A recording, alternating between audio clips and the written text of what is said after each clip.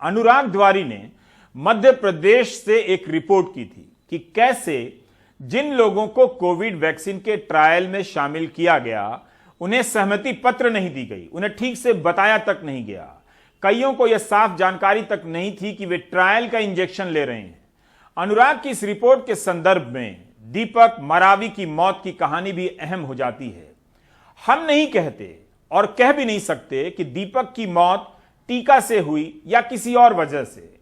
अगर वो वैक्सीन के ट्रायल में शामिल था और उसकी मौत किसी दूसरे कारण से भी हुई तो भी दीपक को क्यों नहीं बताया गया उसके परिवार को? क्या इसलिए कि दीपक दिहाड़ी मजदूर था? क्या ऐसा किसी पढ़े लिखे या नेता के साथ हो सकता था? आखिर दीपक के परिवार को जानने का हक है या नहीं कि हुआ क्या?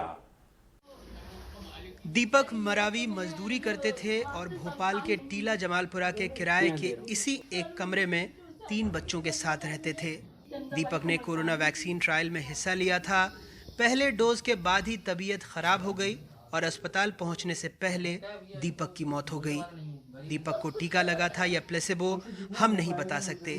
12 दिसंबर से 21 दिसंबर के बीच दीपक के साथ क्या क्या हुआ हमारे लिए बताना मुश्किल है। पत्नी अब दूसरों से खाना मांगकर बच्चों का पेट भर रही हैं। इंजेक्शन लगवा के आए, उसके बाद में वो मतलब 3-4 दिन तक कुछ नहीं, 7 दिन तक वो ठीक ठाक थे, मतलब खाना पीना खा रहे थे।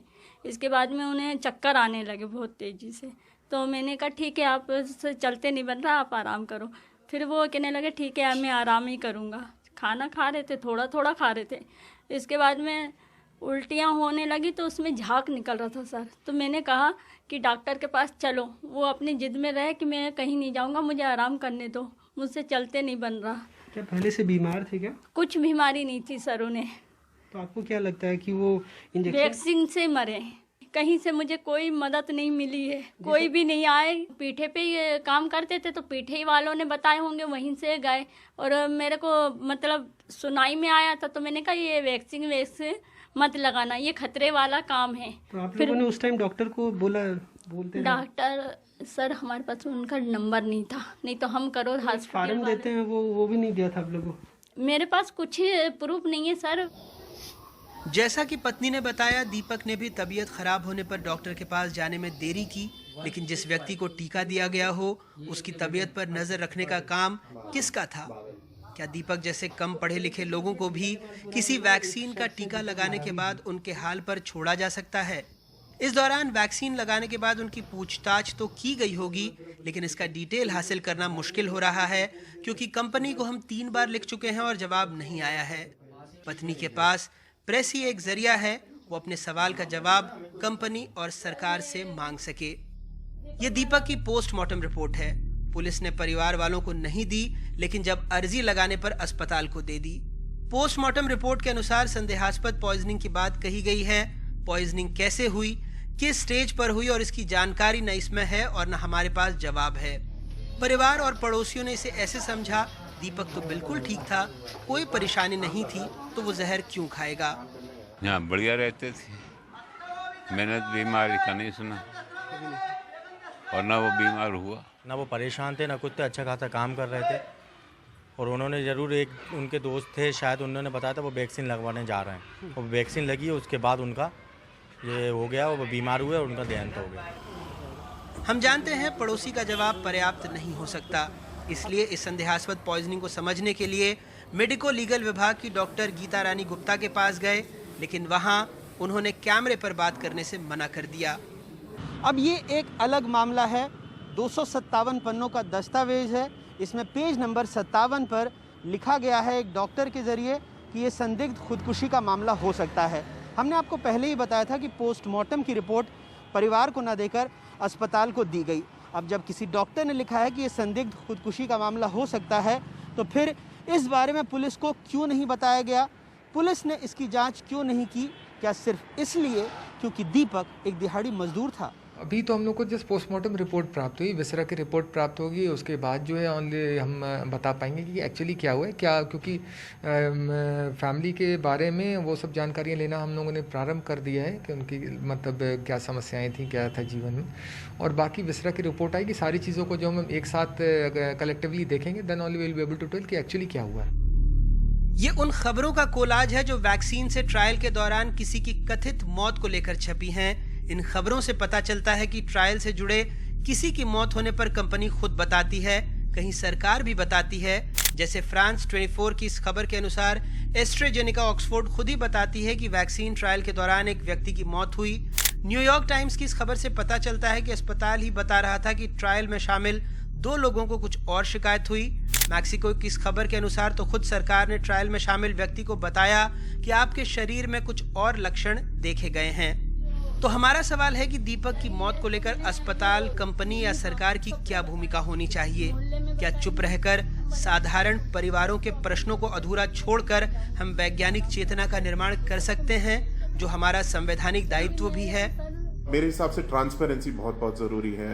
ऐसे टाइम पे अगर कोई सीरियस एडवर्स इवेंट्स का क्लस्टरिंग होने लगा है तो इसके बारे में जानकारी पब्लिक डोमेन में भी होनी चाहिए और रेगुलेटर को सोचना चाहिए कि इससे हमें कुछ चिंता करने की ज़रूरत तो नहीं है, और अगर ज़रूरत है तो फिर ट्रायल को टेम्पररली हाल्ट करें और उसके बारे में पहले पूरा इन्वेस्टिगेशन करें और उसके बाद डिसाइड करें कि ट्रायल कंटिन्यू होना चाहिए कि नहीं। 4 जनवरी की रिपोर्ट में आप एक अन्य तरह की गंभीर लापरवाही देख चुके हैं, जब एनडीटीवी यूनियन कार्बाइड के आसपास टिम्बर फैक्ट्री, शंकर नगर, ओडिया नगर जैसे इलाकों में गया और कई लोगों से बात करने पर पता चला कि उन्हें पता ही नहीं था कि वो वैक्सीन के मानव परीक्षण में हिस्सा थे।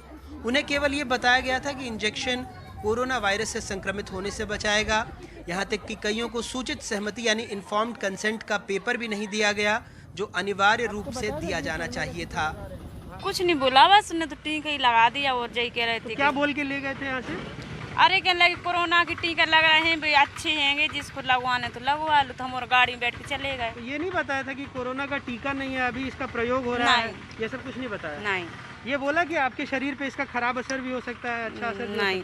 विजय कहते कछु तकलीफ हो तो आप फोन कर देना। फोन कर देना। हाँ। तो किसको फोन करना, कोई नंबर वंबर? हाँ दाओ तो ना उधर अस्पताल। अच्छा, वहाँ पे कुछ आपको साइन करके अंगूठा लगा के जिसमें आपने लगाया था वो दिया आपको, रसीद? नहीं दाई, बस यही है कंसेंट फॉर्म कुछ नहीं दिया? नहीं। ये और इसमें भी हर पन्ना खाली है, कहीं बुखार आया, ये आया, वो सब लिखा? हाँ तो बे कह रही थी लिख लेना, हम लिख तो नहीं आता, हमने नहीं लिखना नहीं आता आपको, तो कैसे लिखे? आरा मिल में काम करने वाले जितेंद्र नरवारिया ने कहा था कि जब से वैक्सीन लगवाया बीमार पड़ गए, अस्पताल ने सुध नहीं ली, काम नहीं कर पा रहे हैं, पछता रहे हैं कि अस्पताल गए ही क्यों। यही प्रयोग किया था कि वहाँ पर जाके बस खून चेक हो रहा है और कहने लगा कि वहाँ जाके 750 रुपये मिल जाएंगे, ज़्यादा कुछ ही नहीं है। अब वहाँ जाके गए तो डॉक्टर कहते हैं कि आपके ये टीका इसलिए लगाया जा रहा है कि आपको कोई खराबी हो खून में या ये वो हो तो ये सब ख़त्म हो जाएगा। तो मैंने कहा सर इससे कोई वो तो नहीं होगा? तो वो कह रहे नहीं आपको कुछ नहीं होगा, आप सही रहोगे बस। मगर जब से आया टीका लगा के तो तबीयत ख़राब है, जब से ही उल्टी और खांसी, सर्दी और भूख नहीं लग रही है सर, जब से ही पड़ा हूँ मैं घर में। कोई आपका मैं देख रहा हूँ एक्सरे रिपोर्ट भी है, 14 तारीख को आप फिर अस्पताल गए थे, उसकी रिपोर्ट भी है जी। तो डॉक्टर लोग आपको वहाँ के देख रहे हैं, भर्ती क्यों नहीं किया फिर वहाँ पे जिस अस्पताल में आपने टीका लगवाया था? सर वो मुझे देख के इग्नोर कर रहे थे सर, कभी इधर भगा रहे हैं, कभी उधर भगा रहे हैं। अब मैं गरीब आदमी 400 450 रुपये का कहाँ से मैं ये चेकअप करवा पाता। मध्य प्रदेश में ड्रग ट्रायल का इतिहास खौफनाक रहा है। साल 2010 में ड्रग ट्रायल के दौरान कई लोग गंभीर रूप से बीमार पड़े। अकेले इंदौर में ही दर्जनों लोगों की मौत हो गई, जिसके बाद मध्य प्रदेश सरकार ने ड्रग ट्रायल पर रोक लगा दी थी। ऐसे में सवाल ये उठता है कि इसके बाद इस बार मध्य प्रदेश में किसने ड्रग ट्रायल की इजाज़त दी और क्या एथिक्स कमेटी की जवाबदेही नहीं है कि वो रिसर्च सब्जेक्ट के हितों की रक्षा करे? भोपाल से कैमरा पर्सन रिजवान खान के साथ अनुराग द्वारी, एनडीटीवी इंडिया।